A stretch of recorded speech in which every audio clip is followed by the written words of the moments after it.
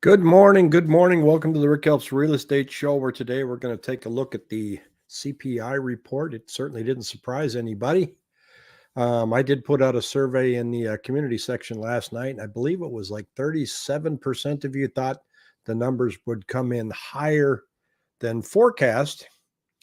And that didn't happen. Inflation increased 0.04 in February, up 6% from a year ago, right in line with their expectations.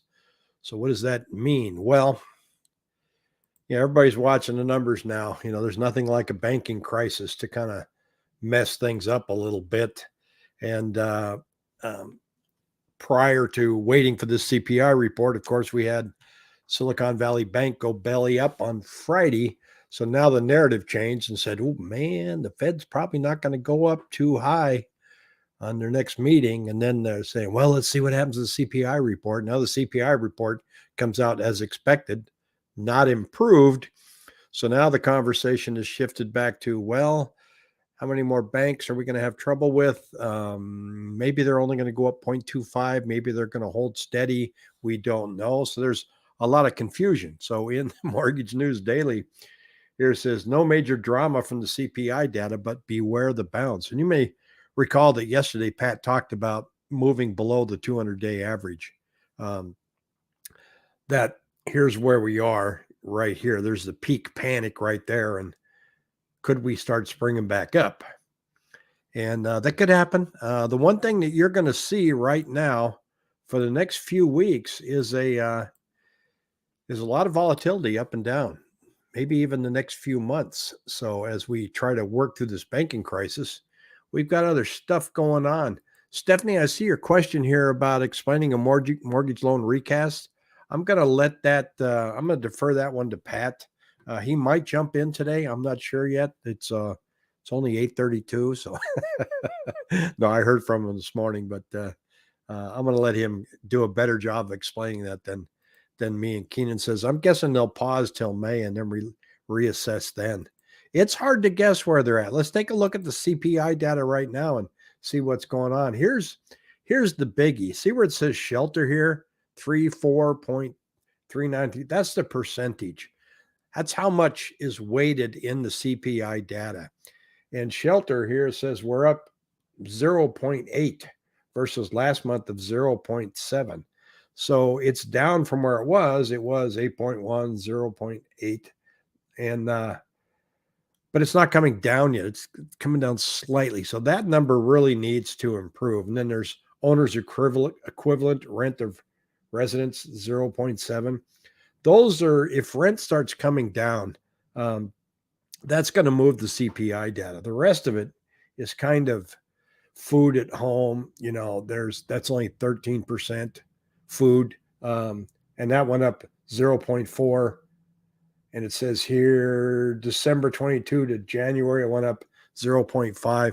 So this is how they get in the weeds and see what's going on with the data. But Moody's cuts the outlook on U.S. banking system to negative, citing rapidly deteriorating operating environment.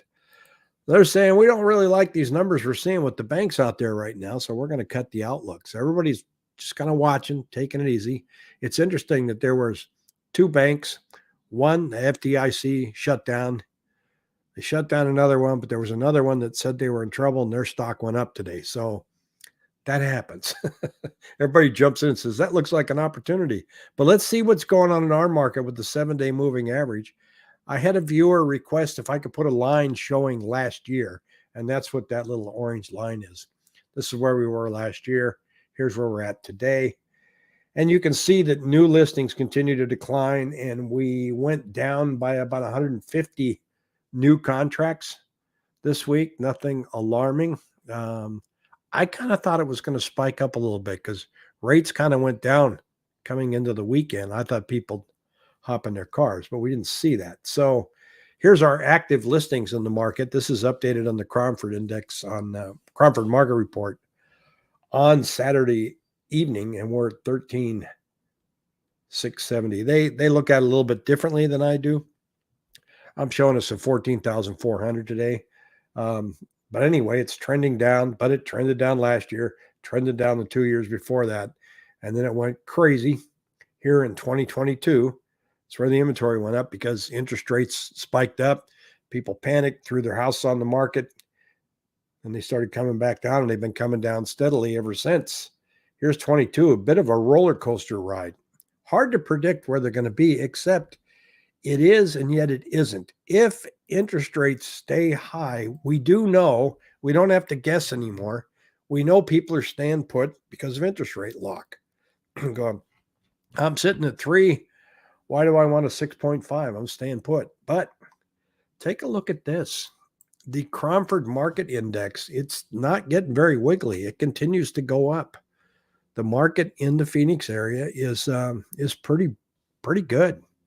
We're sitting in an index of 132. Anything over 100 is considered moving into seller's market territory. Now, this varies by price range. In the $1 million and above, it's getting a little not sketchy. Probably getting back to normal. It used to take a year to sell a house over $1 million. Yeah, Sean, that's quite the chart, isn't it? So if we look at some other data, here's our accepted contracts monthly. They're up here. March, we're showing 2018. So we're still below, 2020 and 2021 to be expected.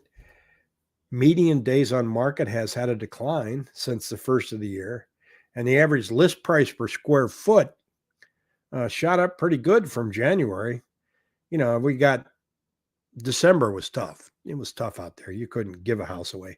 And now they're coming up, came down slightly. So that's kind of a flying over at 30,000 feet, showing you what's going on in the market. Doesn't look like the wheels are falling off the wagon yet. Are they? How bad is this banking situation going to get? Let me share just kind of how I'm looking at it, because you can find good news and bad news in everything that you see here. I can get on and tell you that regulation is what caused this to crash. I can get on and say, well, some of the regulation that they removed caused the bank to crash. So you can find your story on both sides of the narrative. You can say, well, the feds are going to let regional banks crash so they can move everything to larger banks. But then they're going, well, they don't really want regional banks to collapse. So, your argument's out there. You can find it. It's just going to be opinion after opinion after opinion. So all I can do is go, well, what's happening? So I'm looking at rent here, and I just showed you the inflation on rent, and we're at $1.33 a square foot. We hit a peak of $1.40. Many of you have reported that you've managed to negotiate some lower rent with your landlords, and that's a good thing. This is MLS data, so they don't collect things like the Met, these big apartment complexes that you see. None of that shows up in the MLS. So I don't have any way, unless I were to go to rent.com and do some digging to find out where rent is in perspective to last year. But it's coming down slightly. But we are seeing a bunch of what I want to say aggressive building in Gilbert and in Tempe. So if the bubble pops at all, it's going to pop there. I don't expect rent to come screaming down. Now, nationally, I have no idea. That's why I wanted to look at that CPI data. Now, we don't have any more financial news coming out this week. There's a Fed meeting later on in the month. So they're going to decipher all this now and decide what they're going to do. They're holding their breath, hoping that we don't have any more banking crisis out there.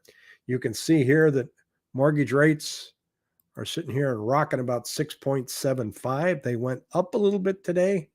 You see that little thing there. It says they're negative. So the market reacted. There was a flight to safety on Monday. Everybody bought bonds. Get out of the banks, buy bonds. And now well, maybe it's not as bad as we think it is. So maybe things are going to spike back to what they consider normal, although there certainly isn't going to be any normal as we're watching this financial system kind of unwind a little bit.